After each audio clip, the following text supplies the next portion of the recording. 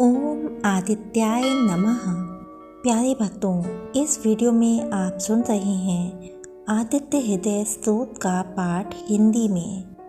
प्यारे भक्तों, आदित्य हृदय स्तोत्र का पाठ करने से अप्रत्याशित फल मिलता है।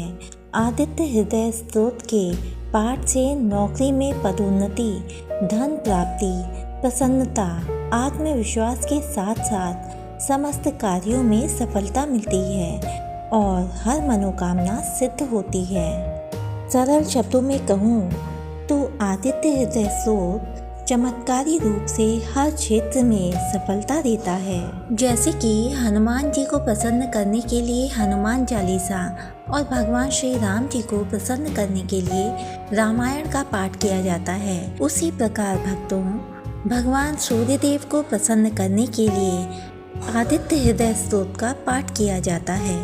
इस स्तोत्र का पाठ प्रतिदिन सुबह सूर्योदय के समय में करना सबसे अच्छा माना जाता है। इस स्तोत्र के पाठ से व्यक्ति की कुंडली में सूर्य प्रबल होता है और काल सर्प दोष दूर होता है। आदित्य हृदय स्तोत्र की रचना अगस्त्य ऋषि ने की थी और भगवान सूर्य को समर्पित यह स्तोत्र शक्ति और बुद्धि का संचार करने वाला है। यह स्तोत्र मुनि अगस्त्य ने जब भगवान श्री राम युद्ध से थक कर खड़े थे तब श्री राम से कहा था।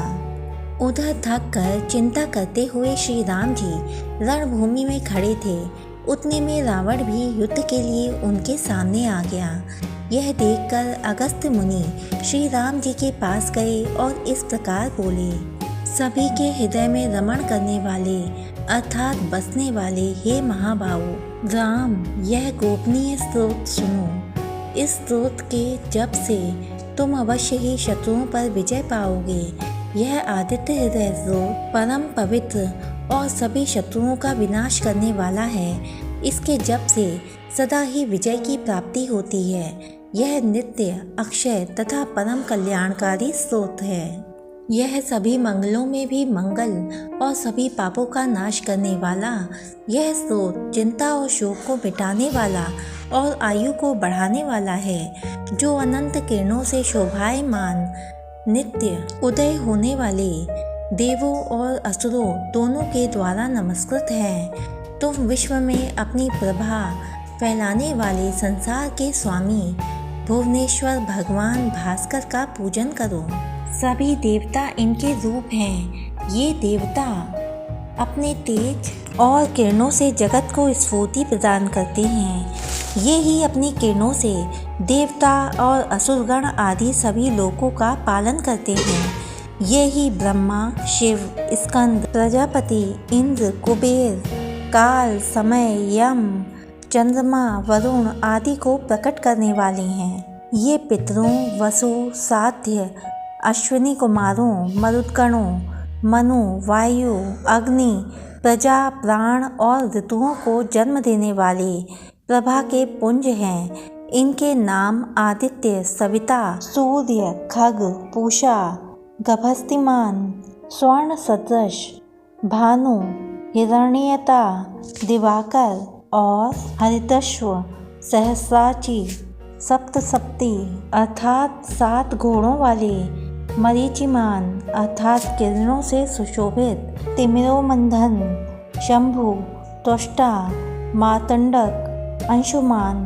हिरण्यगर्भ, शिशिर अर्थात स्वभाव से सुख प्रदान करने वाले, तपन, भास्कर, रवि, अग्निगर्भ, अदितिपुत्र, शंख, शिशिरनाशन और व्योमनाथ, तमभेदी, ऋग, यजु और सामवेद के पारगामी, धन वृष्टि, अपाम मित्र अर्थात जल उत्पन्न करने वाले, विंध्य वीथप्लवंग आकाश में तीव्र गति से चलने वाले, आतपी, मंडली, मृत्यु पिंगल जिनका भूरा रंग है, सभी को तप देने वाले, कवि, विश्व महातेजस्वी, रक्त सबकी उत्पत्ति के कारण हैं। नक्षत्र, ग्रह और तारों के अधिपति, विश्व भावन, तेजस्वियों में भी तेजस्वी और द्वादशात्मा को नमस्कार है। पूर्वगिरी उदयाचल तथा पश्चिम गिरी अस्ताचल के रूप में आपको नमस्कार है। ज्योतिर्गणों अर्थात तारों और ग्रहों के स्वामी तथा दिन के अधिपति को नमस्कार है। जो जय के रूप हैं, विजय के रूप हैं, हरे रंग के घोड़ों से युक्त रथ वाले भगवान को नमस्कार है। सहस्रों किरणों से प्रभावान आदित्य भगवान को बारंबार नमस्कार है।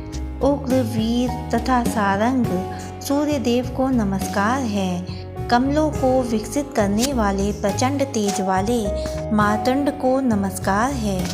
आप ब्रह्मा शिव विष्णु के भी स्वामी हैं। सूर्य आपकी संज्ञा है।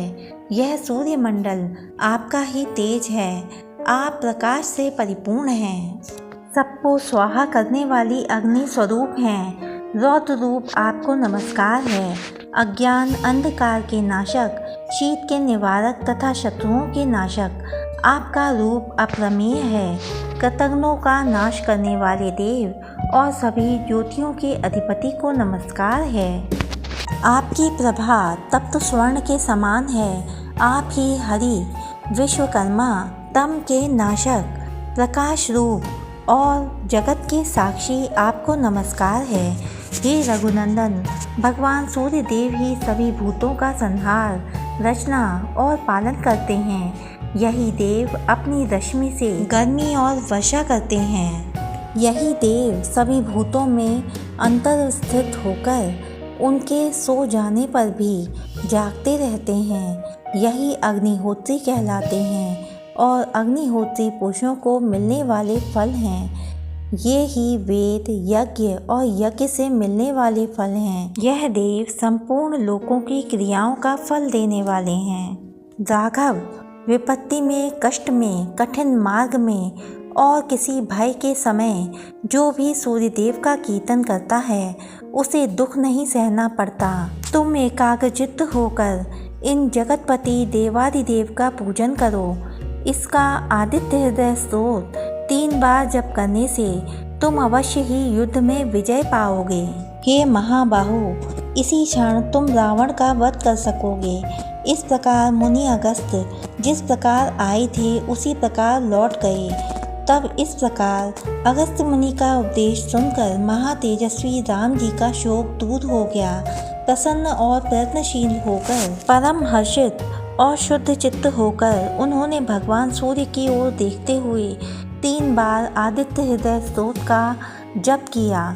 उसके बाद राम जी ने धनुष उठाकर युद्ध के लिए आए हुए रावण को देखा और उत्साह से भरकर आगे बढ़े और पूरे प्रयत्न के साथ रावण का वध करने का निश्चय किया। तब देवताओं के मध्य खड़े हुए सूर्य देव ने प्रसन्न होकर श्री राम की ओर देखकर निशाच राज के विनाश का समय निकट जानकर प्रसन्नता पूर्वक कहा, अब जल्दी करो। प्यारे भक्तों, वीडियो में अंत तक बने रहने के लिए आपका बहुत बहुत धन्यवाद। इससे आगे की वीडियोस पाने के लिए हमारे चैनल को जल्दी ही सब्सक्राइब कीजिए, वीडियो को लाइक कीजिए। जय सूर्यदेव, जय श्री कृष्णा, राधे राधे।